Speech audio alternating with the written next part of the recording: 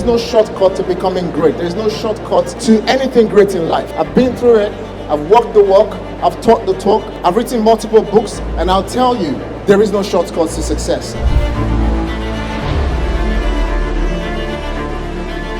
In today's economy, people say work smart. I say no, you don't work smart. You have to work hard first, because success belongs to those who first work hard, and smart work belongs to those who understand what it takes. Today, I'm going to be talking about how to build wealth brick by brick, unlocking your wealth, and using strategic formulas to get started.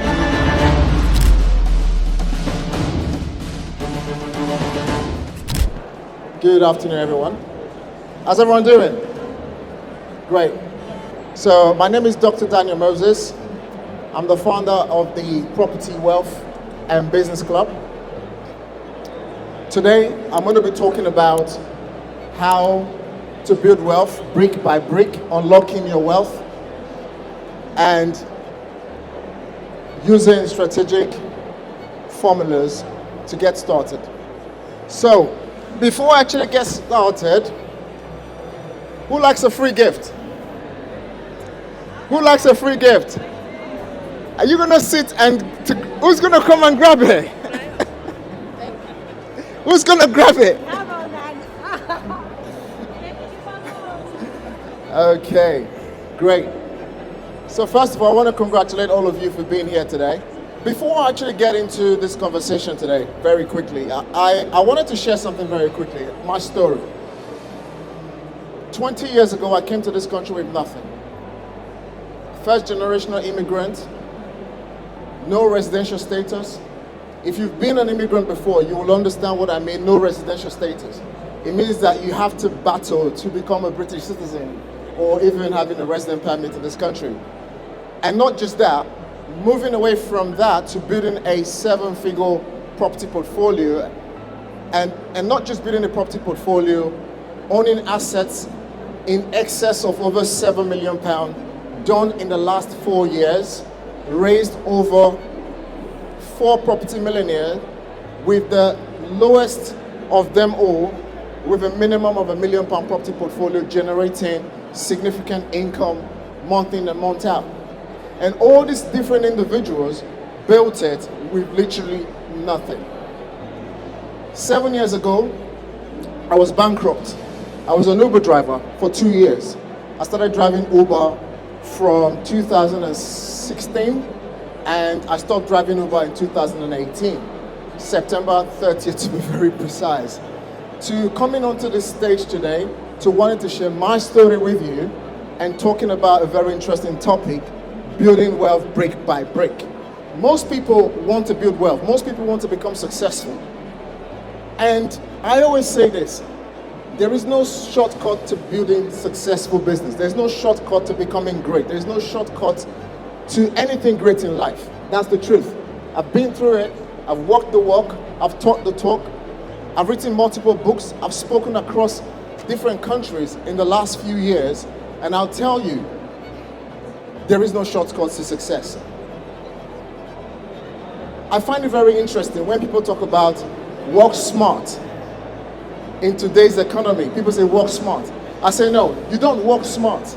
You have to work hard first, because success belongs to those who first work hard, and smart work belongs to those who understand what it takes to have done the hard work.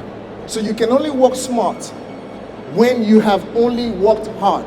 Part of the reason why a lot of people never end up building wealth brick by brick is because everyone is being stunned by this whole mentality of trying to be successful. Smart work first rather than hard work.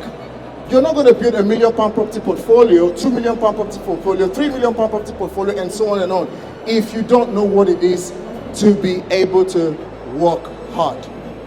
So when we talk about building wealth brick by brick, you are going to need to understand the most biggest of it all, which is working hard first and then work smart later. So how did it begin for me? Personally, as I mentioned before, first generational immigrant. Over 20 years I've lived in this country now. 2018, being an Uber driver, I'm sure being an Uber driver in 2018, if I was to tell you about money and wealth, I'm sure you're not going to listen to me, would you? Show of hands. If you would listen to me if I was driving Uber, you wouldn't, right? Correct. But today you will listen because I have something to share with you, correct? Great. Now, when we talk about building wealth, it comes all from the power to leverage. When we want to talk about success, it comes all about how much knowledge do you have. So, building wealth brick by brick is you have to have a market insight. You have to have the knowledge. Building wealth brick by brick means that you have to have the right network. You have to build the right collaborations. You have to understand market values. You have to understand how do you buy below market assets? How do you add values to them? How do you turn those values into leveraged income without actually selling assets? And the list goes on and on. Very quickly, I'm going to share with you guys some case studies. A very simple case study was a commercial building that we were looking to acquire. The value of the property was £830,000. Now, we didn't have the money to do the project. We first understood the power of leverage. Wealth creation is out about leverage. There are three things in leverage. Number one, how do you leverage time? How do you leverage people? And how do you leverage other people's money? Three things in building wealth brick by brick. To acquire these assets, we needed at least 25% of £830,000. What we also did was that because we did not have the money, we had the right network, we knew the right people. This property has a gross development value of £1.5 million. We needed 25% to acquire this asset. We had to understand the power of leverage. Leverage people's time, leverage people's money, and as well as leverage other people's interest. And what we did with that was the property was bought with these people's money. The property was then refinanced through the bank, and most of the money got released and those people's capital got back to them. So when you're looking to build wealth brick by brick, sometimes you might be thinking you don't have the capital of getting into a deal such as that. You're buying a commercial building that will revalue for 1.5 million. Where do you get the money from? How many of you in the room wanted to acquire an asset and the first thing that got into your mindset is that you don't have the money to do it? Show of hands. How many of you wanted to get into real estate? Okay, you wanted to build a property portfolio for yourself and you said, I don't have the right network. Show of hands. Show of hands. I want transparency in the room, guys. Thank you very much. Okay, so when we talk about leveraging wealth for success, leveraging wealth and creating wealth for ourselves, there are three things you must be aware of. How do I build the right connection with intention? How do I build the right what? Connection with intention. Because the funds you're looking to acquire assets from is in the hands of someone else. Whatever success you're looking for, someone else already has it. So the easiest way to then shortcut is when you have the right knowledge, when you have the right information, you're able to leverage those people's money, those people's time to acquire that asset. So this is exactly what I did for myself, which allowed me to gradually build my wealth over a period of the last 5 years. I remember during lockdown, when this whole thing started for me, because I started acquiring assets late 2019. And the first thing I did, building my wealth brick by brick, was to build the right relationship with the right builder. So I wanted to acquire an asset. First, I didn't have the money. I wanted to do the refurb. I didn't also have the money. I had to learn, how do I build a relationship with a builder that can come in, do a building project that was worth £150,000. So I had to understand how to leverage the builder's first knowledge to his money and acquiring that asset, turning it into a high valued asset, then going to the bank and asking the bank to refinance the property at the end value. So when we're building wealth using real estate, it's all about leverage. Example, the government never ever have the money to fund its budget. One of the things the government do a lot is to leverage. Every institution you see out there today that are doing so well, one of the things they master all the time is leverage. They go to the bank, they leverage the right income, they leverage it with the right interest.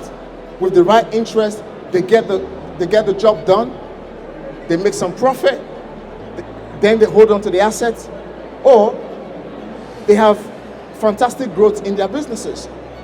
So when people are talking about building wealth and don't understand how to build wealth brick by brick from the ground up, the most important thing you have to learn to do is to leverage. But there are a few risks when it comes to leveraging. You have to know your numbers. There are a few risks. You have to have the right appetite. Do you have the resilience? Do you have what it takes to really be an entrepreneur?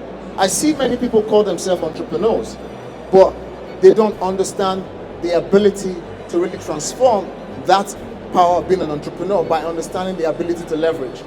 So what got me where I am when I had nothing on me was understanding the ability to leverage, understanding that real wealth creation comes from using other people's money, using other people's time, using other people's abilities, creating wealth. So in a nutshell, ladies and gentlemen, another case study was one of our students, Maxine. She wanted to build wealth. She wanted to get into real estate. She had to start building that wealth brick by brick. And how did she do it? Same formula, being able to master other people's time, other people's money, other people's abilities. I've got June, one of our members of our club. She leveraged other people's money as well, and she's currently doing a project at the moment. Can everyone give June a round of applause? She's right there. And that lady right there, she never thought she could get into property ladder, but she understands the ability to leverage other people's time, other people's money, and other people's resources, and she built a property portfolio. Thank you so very much, guys, for listening. God bless. Questions? All right, what's the question? I'm an accredited landlord, yes. So I comply with legislations. I commend what you have done, and I accept that you've been a migrant and you have done well. Yeah. I've been in your same position. So my question to you is, I'm part of Chartered Institute of Housing, National Housing Federation, National Residential Landlord Association. So what's the difference between those professional bodies and yourself, because you're promoting? Oh, great. Thank you so much. So the question is that she's part of the regulatory bodies. What is the difference between NLA? The NLA is a regulatory body that is more larger than myself. I'm part of the NLA as well, Residential Landlord Association.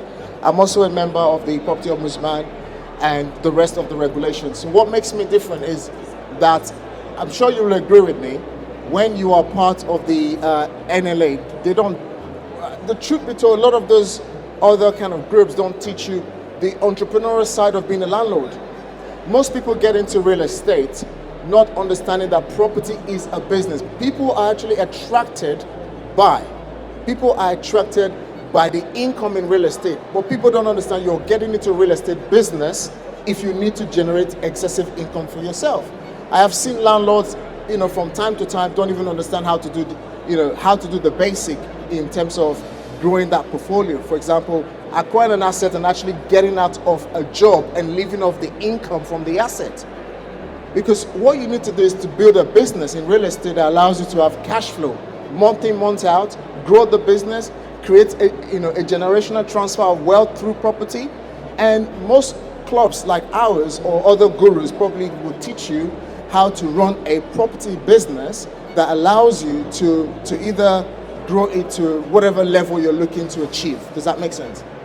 But the other part teaches you all things around regulatory. And I have never seen someone who grew a business just understand the regulational side or completion side of the business, not understanding sales, marketing, business growth. How do you grow a business from growth stage to a scale phase, then from a scale phase to a thriving state? Does that make sense? So this is the difference of what we do. We teach you how to take your business from a starting phase to a growth stage, then scale, then thrive. That makes sense? Great. Any other question? What was the equity that you put into your portfolio, and what's the value of your portfolio?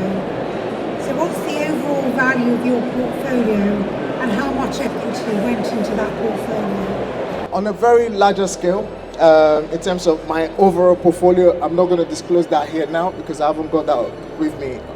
But I'll just give you a case study of a particular asset. So I have an asset on my portfolio. The value of that asset is 1.5 million, for example. all right, 1.5 million, and the leverage of that property is 60% loan to value. Does that make sense? So just one asset. So if you do 60% of 1.5 million pound asset, then you can do the math there. Does that answer your question? Great. I've just been advised that it would be better to buy a property in a company name. Yep. What's your opinion on that? So acquiring an asset in a company name, or rather setting up an SPV and acquiring an asset through an SPV is the right way to do property these days, because that allows you, as you know, with SPV, special purpose vehicle. So as you probably would know, if you own an asset in your name, right, depending on your income and your tax bracket. So if you're earning £50,000, I'm not a tax advisor, by the way, so I do have a tax advisor that gives this advice. However, so for example, if you earn £50,000 a year gross income from a first job, and then you earn extra income from property. So say for example you're earning £10,000 extra from that property portfolio or a property, you will be charged 40% of the £10,000. But when you own the asset in a company, or rather an SPV, you can write off almost all your expenses, your mortgage interest, your cost of travel, your repair, your maintenance, and all of these things. So the more efficient way to grow a property portfolio is by actually setting up an SPV and then using that vehicle to control the asset. You can legitimately sell your asset to your company depending on, again, your personal tax circumstances.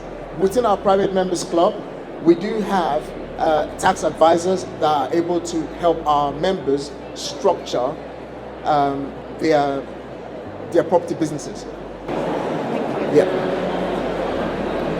Thank you. I think it's really impressive in terms of what you've said you've achieved. You mentioned that you were an Uber driver back in 2018, yeah. But you're also a doctor. Yeah? Yes. It'd be really interesting to know a little bit about your background in terms of what you've done in terms of education and teaching yourself, and obviously how you got into Uber, why were you in Uber, and how you've done the jump. I had a bankruptcy situation in 2015, and I lost over £150,000. So when I lost that money, I had nothing else to do. I was depressed. Basically, I lost everything. So the only thing I had to do to keep the family ongoing is I need an income. So I started driving for Uber. So between 2016, 17 until 18, I was driving Uber full time, and in 2018 I stopped driving for Uber. I went property full time. But the thing is, in 2017 I started developing myself. So I started investing a lot in my personal development, education, and all of these things.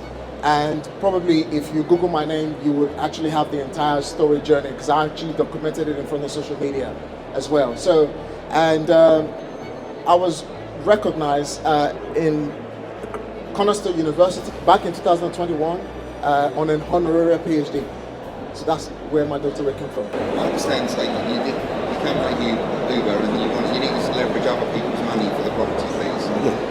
How did you get that leverage? How did you persuade people to invest in you effectively for that first property purchase?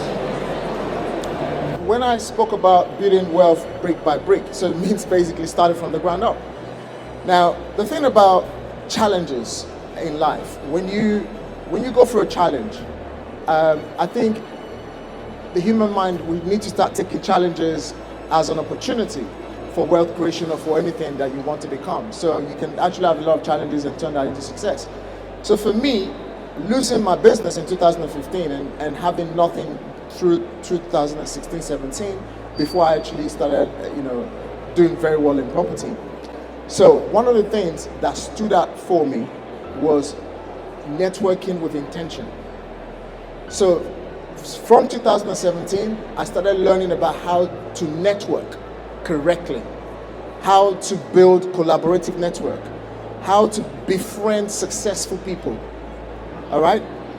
When it comes to raising capital, when you're starting, when you're here, nobody pays attention to you. No one wants to know you when you're here. But you can actually take yourself out from being here and coming into this place.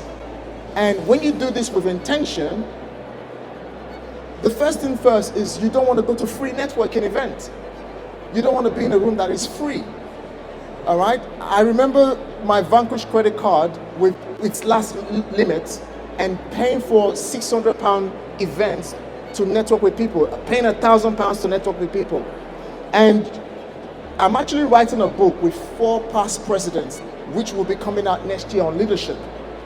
All right? Including a former prime minister in the United Kingdom. And this was an Uber driver, 6, 7, 8 years ago? So, how did I do that? I became very intentional. Where am I going? How do I get there? Who do I need to get me there? And with that, I'm able to get to where I am now, and as well as where I am going in future. So, if you have nothing, you have to be very intentional. You have to be very clear. What do you want in life? I mean, if you look at YouTube, social media, everybody's saying, dream big, do big stuff. But you might want to dream big, but you might not have the heart for it. Dreaming big is for people with big heart. All right? You can't have a small heart, you can't have a zero tolerance level and wanting to raise people's capital. People are trusting you with their money. All right? 7 years I've been in social media. I started and I documented the entire process. The first time I raised capital, no one would give me £1,000. But today, one investor gives me £300,000-400,000.